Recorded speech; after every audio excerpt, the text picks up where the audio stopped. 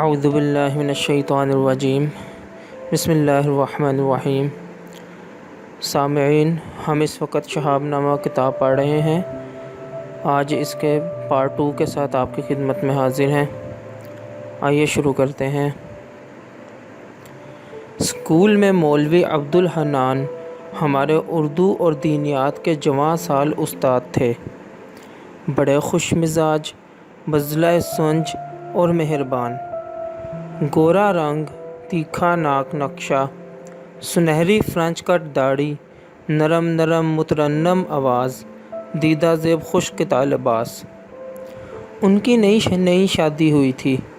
سبق پڑھاتے پڑھاتے وہ وقتاً فوقتاً اچانک خاموش ہو جاتے تھے اور آنکھیں بند کر کے جھوم جھوم کر فرمایا کرتے تھے، سبحان اللہ سبحان اللہ، زندگی بھی عجیب نعمت ہے۔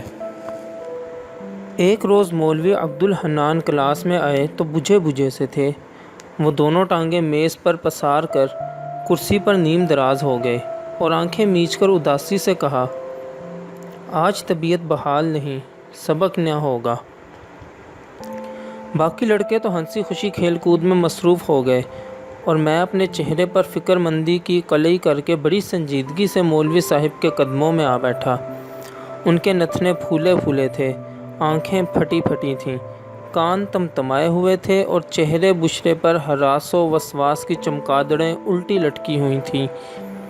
کیس امید افزا تھا، اس لیے 2-3 بار میں نے کوشش کی کہ انہیں شہر میں طاعون کی کچھ تازہ خبریں سناؤں، لیکن ہر بار انہوں نے مجھے سختی سے جھڑک کر خاموش کر دیا۔ یہ حربہ کارگر نہ ہوتے دیکھ کر میں نے لال دین چپڑاسی کی شکایت شروع کر دی کہ وہ اسکول کی صفائی کا خاطر خواہ دھیان نہیں رکھتا۔ خام خواہ لال دین کی چغلی کیوں کھاتے ہو؟ مولوی صاحب نے درستی سے کہا، کیا کیا ہے اس بیچارے نے؟ دیکھیے نا مولوی صاحب، میں نے گلہ کیا، ہمارے اس کلاس روم میں بھی پلیگ کا چوہا مرا پڑا تھا۔ تیر نشانے پر بیٹھا اور مولوی صاحب زور کا جھٹکا دے کر کرسی سے یوں اٹھ کھڑے ہوئے جیسے طاعون زدہ چوہا ابھی تک وہیں پڑا ہو۔ انہوں نے کئی بار استغفر اللہ پڑھا اور غصے میں بھرے ہوئے غالباً لال دین کی تلاش میں کمرے سے نکل گئے۔ اس کے بعد وہ 2 روز سکول نہ آئے۔ تیسرے روز میں ان کی حالت کا سراغ لگانے ان کے گھر گیا۔ مولوی صاحب چادر لپیٹے چارپائی پر ادھ-موئے سے پڑے تھے اور ایک پتلی سی نئی نویلی دلہن ایک طرف بیٹھی انہیں پنکھا کر رہی تھی۔ اس کے ہاتھوں میں مہندی کا رنگ رچا ہوا تھا، پنکھے کی ڈنڈی بھی سرخ تھی۔ جب وہ ہاتھ ہلاتی تھی تو ایسے لگتا تھا مولوی صاحب کی سنہری داڑھی پر خون کی پھوار پڑنے لگے گی۔ مولوی صاحب مجھے دیکھ کر بڑے خوش ہوئے۔ صادقہ بیگم نے اپنے ہاتھ سے دیسی شکر کے شربت میں ستو گھول کر مجھے پینے کو دیے۔ پھر اس نے ایک ٹوکری اور کچھ پیسے میرے حوالے کیے کہ بازار سے آلو، مٹر، دھنیا اور گوشت خرید لاؤں۔ سودا سلف خریدنے کا مجھے تجربہ نہ تھا، لیکن میں نے بڑی محنت سے خریداری کی اور واپس آ کر ہر چیز کا بھاؤ اس کی اصلی قیمت سے کافی کم بتایا۔ پیسوں کا فرق میں نے اپنی پاکٹ منی ملا کر پورا کر دیا۔ صادقہ بیگم بڑی خوش ہوئی اور میرے سر پر ہاتھ پھیر کر بولی، واہ کاکا، تم تو بڑے ہوشیار نکلے، بڑی اچھی خریداری کرتے ہو۔ مولوی صاحب کو دیکھنے آ جایا کرو اور مجھے سودا بھی لا دیا کرو۔ صادقہ بیگم کے حکم کی یہ شان نزول مجھے بڑی اچھی لگی۔ اب میں اسکول جانے کے بجائے ہر روز سیدھا مولوی صاحب کے ہاں پہنچتا، کوئی نہ کوئی بہانہ بنا کر پاکٹ منی کے علاوہ گھر سے کچھ فالتو پیسے حاصل کرتا اور بڑی محنت سے صادقہ بیگم کے سودا سلف میں سبسڈی لگاتا۔ مولوی صاحب سے رسمی مزاج پرسی کرنے کے بعد میں صادقہ بیگم کے پاس باورچی خانے میں جا بیٹھتا، کبھی مٹر کی پھلیاں چھیلتا، کبھی پیاز کاٹتا، کبھی مسالہ پیستا اور جو کام بھی وہ شروع کرتی میں بھاگ بھاگ کر اس کا ہاتھ بٹانے کی کوشش کرتا۔ ایک روز جب میں ان کے ہاں پہنچا تو صادقہ بیگم نہا دھو کر نئے کپڑے پہنے بیٹھی تھی۔ کالے ریشم کا برقع پاس رکھا تھا۔ مولوی صاحب منہ سر لپیٹے خاموش پڑے تھے۔ میں نے حال پوچھا تو انہوں نے چادر کے اندر ہی سے کراہ کر کہا، اللہ اللہ، حال اچھا نہیں۔ گلٹی نکل آئی؟ میں نے پر امید شوق سے پوچھا۔ تیرے منہ میں خاک، صادقہ بیگم غصے سے پھنکاری، گلٹی کی بیماری تھوڑا ہے، ایسے ذرا سا بخار ہے۔ اس کی آنکھوں میں جو نیلی نیلی مخمل سی بچھی تھی اس پر آنسو پھیل گئے، جس طرح شبنم کے قطرے چوٹ کھا کر ٹوٹ جاتے ہیں۔ اس نے دوپٹے کے پلو سے آنسو پونچھے اور اپنے مہندی رنگے ہاتھ اٹھا کر دعا مانگنے لگی۔ اس نے اخروٹ کی چھال سے دانت صاف کیے ہوئے تھے اور اس کے پتلے پتلے ہونٹ سرخی سے گلنار ہو رہے تھے۔ اس کے چہرے پر سونے اور چاندی کے ورق ہی ورق بکھرے ہوئے تھے، جیسے وہ ابھی بیسن اور دہی اور دودھ سے نہا کر بیٹھی ہو۔ دعا کے بعد اس نے مولوی صاحب پر دم کیا، کالے ریشم کا برقع یوں اوڑھا جیسے گڑیا کو فراق پہنایا جاتا ہے، اور میری طرف دیکھ کر بولی، کاکا میرے ساتھ چلو گے؟ میں خوشی سے اچھل کر کھڑا ہو گیا، جیسے مجھے کوہ کاف پر چلنے کی دعوت مل رہی ہو۔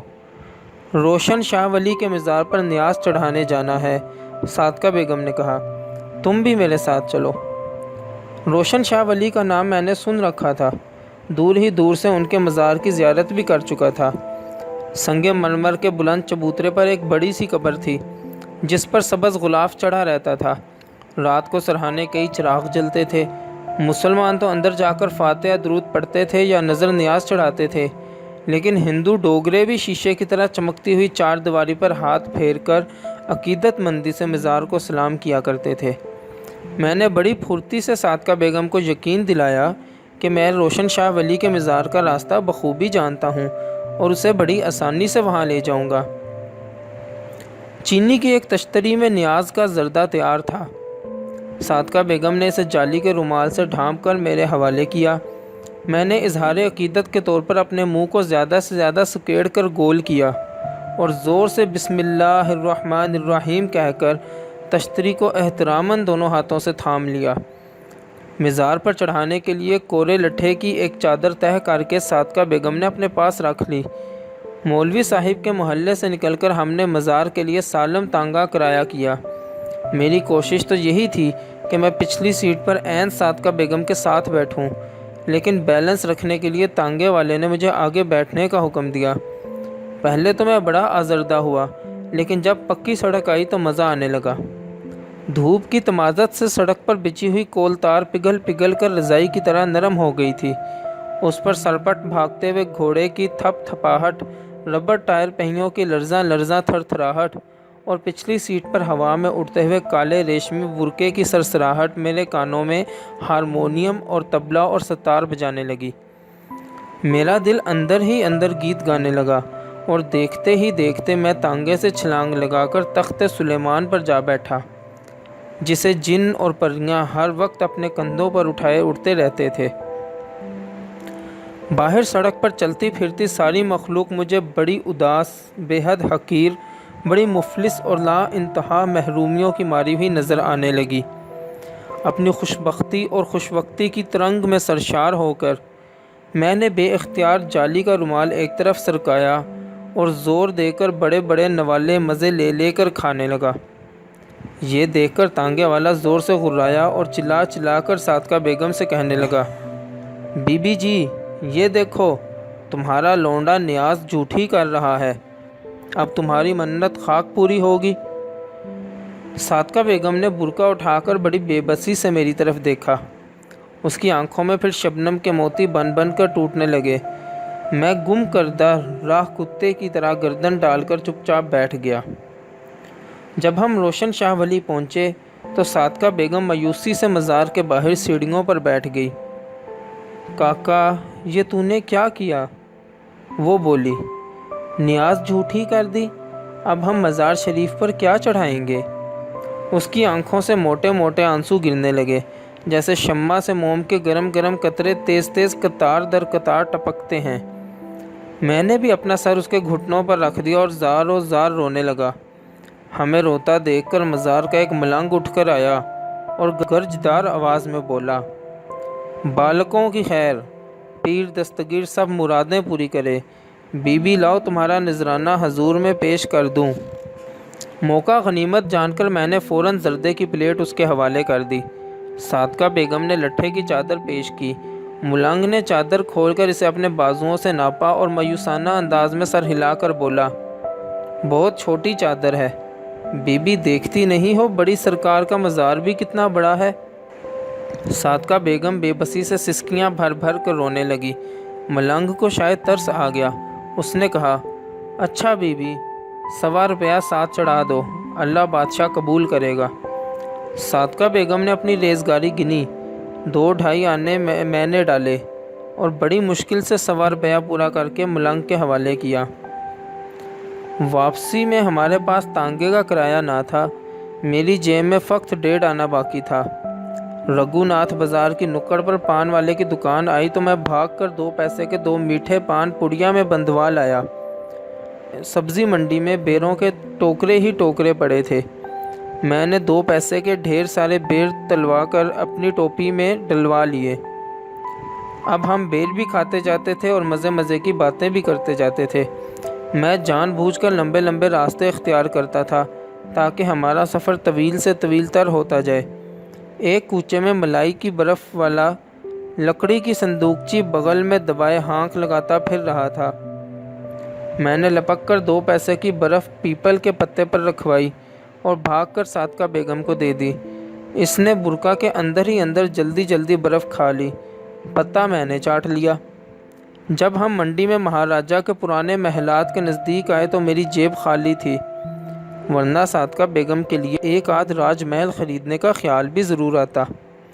مولوی صاحب کا محلہ سامنے آیا تو دل سے بے اختیار دعا نکلی کہ اللہ کرے ہمارے پہنچنے تک مولوی صاحب پلیگ سے مر گئے ہوں اور میں صادقہ بیگم کے ساتھ اسی طرح گلی گلی کوچا کوچا پان چباتا، بیر کھاتا، برف اڑاتا گھومتا پھرتا رہوں۔ لیکن افسوس کہ مولوی صاحب زندہ سلامت تھے اور بدستور چارپائی پر سر منہ لپیٹے اپنی گلٹی کا انتظار کر رہے تھے۔ باقی انشاءاللہ اگلی ویڈیو میں۔